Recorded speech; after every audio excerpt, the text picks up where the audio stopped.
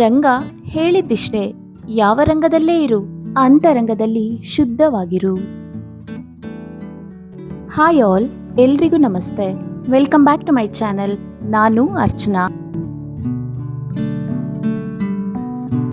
ಇವತ್ತೊಂದು ಚಂದದ ಇಯರಿಂಗ್ಸ್ ಮಾಡ್ತಾ ಬದುಕನ್ನ ಚಂದವಾಗಿಸೋ ಒಂದು ಕತೆ ಹೇಳ್ತೀನಿ ಕೇಳಿ.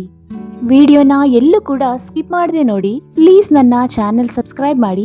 ಇನ್ ಕೇಸ್ ವಿಡಿಯೋ ಇಷ್ಟ ಆದ್ರೆ ಒಂದು ಲೈಕ್ ಮಾಡಿ, ಹಾಗೆ ನಿಮ್ಮ ಫ್ರೆಂಡ್ಸ್ ಅಂಡ್ ಫ್ಯಾಮಿಲಿಗೆಲ್ಲ ಈ ವಿಡಿಯೋನ ಶೇರ್ ಮಾಡಿ. ಯಾವತ್ತಾದ್ರೂ ನೀವು ಎಲ್ರ ಮುಂದೆ ಯಾವುದೇ ತಪ್ಪಿಲ್ದಿದ್ರು ಅವಮಾನಕ್ಕೊಳಗಾಗಿದ್ದೀರಾ? ಹಾಗಿದ್ರೆ ಈ ಕತೆ ನಿಮಗೋಸ್ಕರ. ನಿಮ್ಮ ಮನಸ್ಸಲ್ಲಿರೋ ನೋವಿಗೆ ಒಂದು ಹೊಸ ದಾರಿ ಸಿಗಬಹುದು.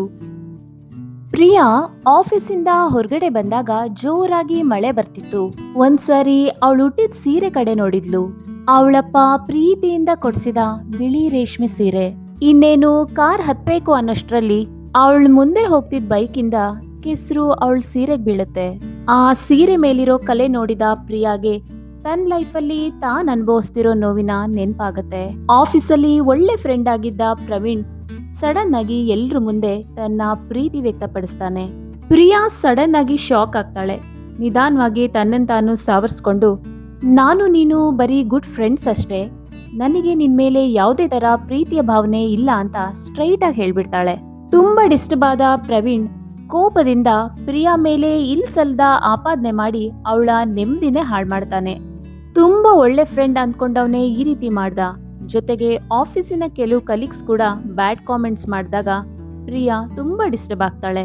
ಈ ವಿಷಯ ಯಾರ ಹತ್ರನೂ ಹೇಳಕ್ಕಾಗ್ದಿದ್ದಾಗ ಸಹಾಯಕ್ ಬಂದಿದ್ದು ಅವಳ ಚೈಲ್ಡ್ಹುಡ್ ಫ್ರೆಂಡ್ ದೀಪಾ ಪ್ರಿಯಾನ ಸಮಾಧಾನ ಮಾಡ್ತಾ ಹೇಳ್ತಾಳೆ, ನಿನ್ ಬಗ್ಗೆ ಬೇರೆಯವರು ಕ್ರಿಯೇಟ್ ಮಾಡಿ ಹೇಳಿರೋ ಸ್ಟೋರಿಗಿಂತ ನಿನ್ನ ಮನಸ್ಸಾಕ್ಷಿ ನಿನಗೆ ಮುಖ್ಯವಾಗ್ಲಿ ಅಂದಿದ್ಲು. ಆದ್ರೆ ಪ್ರಿಯಾ ಇನ್ನೂ ಆ ಘಟನೆಯ ನೋವಿಂದ ಹೊರಗ್ ಬಂದಿರ್ಲಿಲ್ಲ.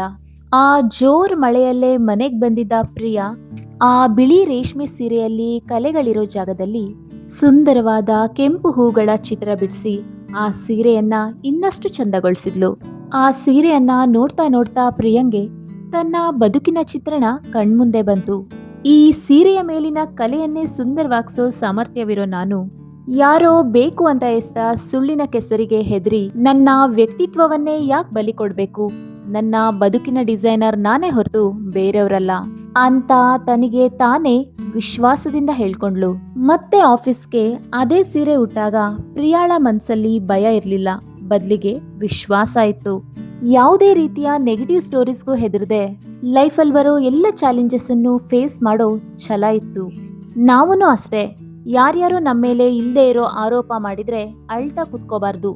ಯಾರೋ ಮೂರನೆಯವರ ಕೆಟ್ಟ ಕಾಮೆಂಟ್ಸ್ಗೆ ಜಡ್ಜ್ಮೆಂಟ್ಸ್ಗೆ ಇಂಪಾರ್ಟೆನ್ಸ್ ಕೊಡದೆ ನಮ್ಮ ಲೈಫನ್ನ ಸಂತೋಷದಿಂದ ಜೀವಿಸೋಣ.